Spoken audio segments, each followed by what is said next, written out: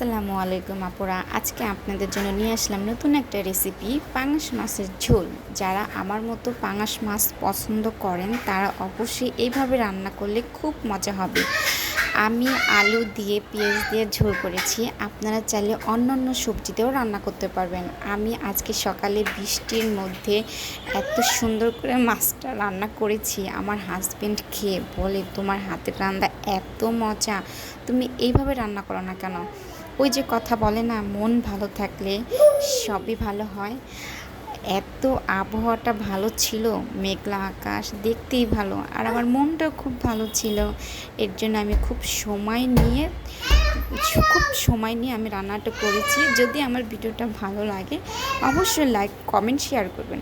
আর আপুরা please please আমাকে support করেন। আমি না ইউটিউবে নতুন, আপনারা যদি আমাকে সাপোর্ট করেন আমিও আপনাদেরকে সাপোর্ট করব।